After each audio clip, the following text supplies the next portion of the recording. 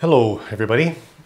You may have been hearing lately news about an upcoming delegation of Indigenous persons to go to the Vatican and meet with the Holy Father, Pope Francis. You know, this is going to be a really important and historically significant event in the life of the Church and in the ongoing relationship that the Church has with the Indigenous peoples of this land. So given its importance, I wanted to take a few minutes just to explain the background to this, offer a few thoughts about how this will all unfold, and above all, to seek your prayerful support of this. So, a few years back, the bishops of Canada gathered in one of our plenary sessions. We were talking about our desire as shepherds of the Church to find new ways to reach out to the Indigenous peoples of this land. Reach out in love, in mutual respect, in a desire to heal any elements of our relationships that have been broken from past injustices, and find the way forward together, walking together into a future that we pray will be filled with hope and reconciliation. So to further this, the bishops established a small group of bishops. We call it a bishops' working group, charged with the responsibility of oversight of some of these initiatives of outreach to our Indigenous peoples. And I'm part of that group. And over the past few years, we have in fact been reaching out to Indigenous peoples locally and nationally through a number of listening circles and local consultations, and also in collaboration with the political leadership of the First Nations, of the Métis, and the Inuit. And so we've had a number of conversations, very collaborative in spirit, I must say, with their national leaders. And as these conversations unfolded, what emerged was this idea of sending a delegation of representatives to meet with the Pope.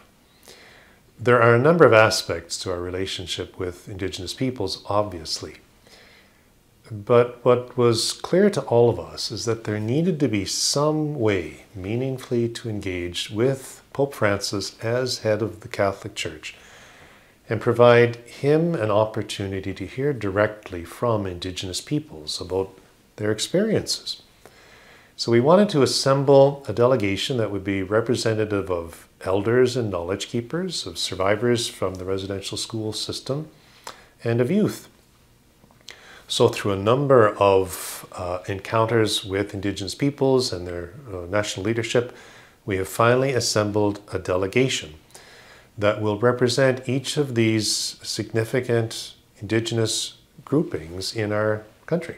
It's First Nations, the Métis, and the Inuit.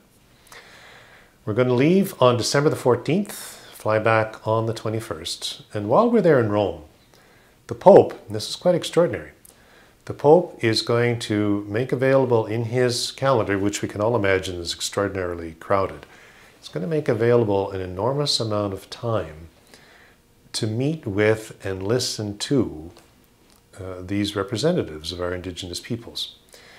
3 distinct encounters, one with the Inuit, one with the Métis, one with the First Nations representatives, an hour each, private with the Pope, where they can speak from their hearts and he can listen with his heart and respond from his heart to what they share with him. And those 3 private encounters will be followed by a 4th public one, in which all the delegates will come together with the Pope. And also present at that 4th encounter will be some other representatives of the Indigenous peoples, others forming what we're calling a secondary delegation, that we can come together, hear what the Pope has to say, and find some way to ritualize a new beginning of our relationship. I don't know really, I'm pretty sure we cannot overstate just how important this is. Clearly it's going to be a significant step in the unfolding of our relationship with Indigenous peoples here in this country. However, I think this is going to be a beacon of hope for all sectors of our country, and will have some repercussions, very positive ones, I believe, for our world at large.